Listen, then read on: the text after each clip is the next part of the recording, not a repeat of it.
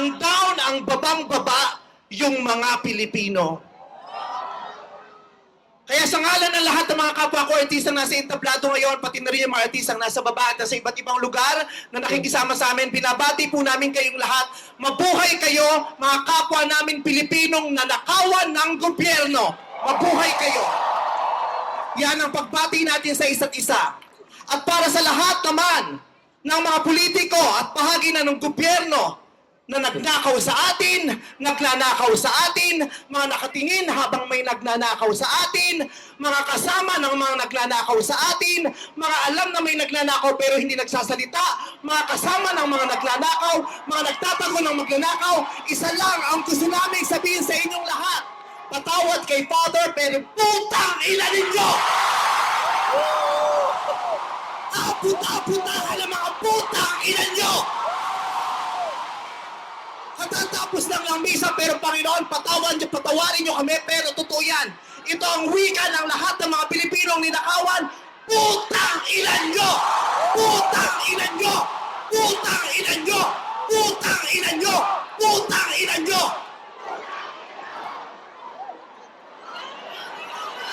Putang ina nyo!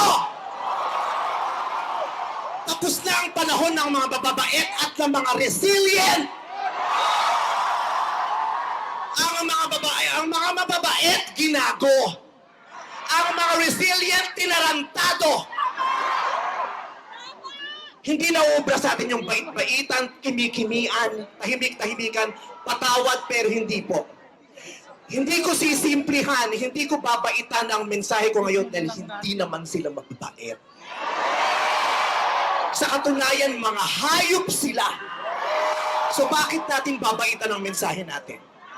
Hindi natin kakalmahan ang mga salita at kilos natin dahil deserve nila ang galit, ang pikon at poot ng mga nanakawang Pilipino.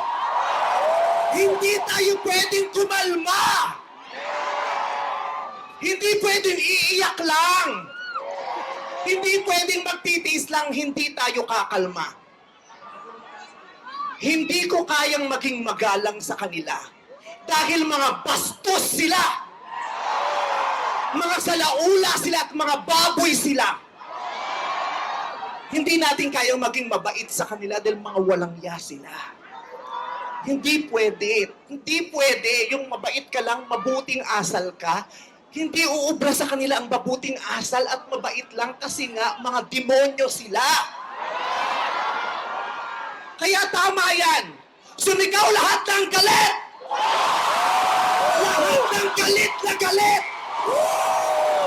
Ang hindi matatapos ang galit bukas! Ang ipalalinig ang galit hanggang hindi makulong ang mga putang inang magnanakaw! Hindi tayong pwede magalit lang ngayon. Kailangan hanggang bukas, kailangan sa susunod na linggo, kailangan sa susunod na buwan, hanggang umabot ng ilang taon hanggat hindi sila nauubos. Walang mawawala sa atin kasi ubos na tayo. Kaya ang gagawin natin ngayon ay babawi na tayo. Ikulong ang mga magnanakaw. Para sa akin, hindi nga sapat ang kulong. Dapat patayin ang mga korap na magnanakaw. Ibalik ang death penalty para sa mga korap. Para patayin ang mga magnanakaw, ikulong pati pamilya nila. Dapat gumawa ng batas ang pamahalaan para ibalik ang death penalty. Pasensya na po, Father. Alam kong ayaw mo ng death penalty. Ipagdasal mo na lang ako. Ibalik ang death penalty para sa magnanakaw dahil ang magnanakaw ang corrupt na public official. Hindi ko natatawag na public official. Ang corrupt na politiko ay higit pa sa mamamatay tao. Ang corrupt na politician ay higit pa sa magnanakaw. Ang corrupt na politician, ang corruption ay higit pa sa terorismo. Ang mga terorista namimili lamang ng lugar at panahon kung kailan aatake. Pero ang mga magnanakaw sa Pilipinas, walang pinipiling araw. Araw-araw nila tayong ninanakawan. At ang inaatake ng mga terorista, yung mga iba ang pananampalataya, iba ang paniniwala, iba ang lahi. Pero ang mangkurap, kapwa Pilipinong kalahi ang ninakawan. Kayo pwedeng sumuko lang ng ganito. Kaya, hinahamon ka namin, Pangulong Bongbong Marcos, kung gusto mong magkaroon ng magandang legasiya, ang pangalan mo, ipakulong mo lahat ng magnanakaw. Nakatingin kami sa iyo, Pangulong Bongbong Marcos.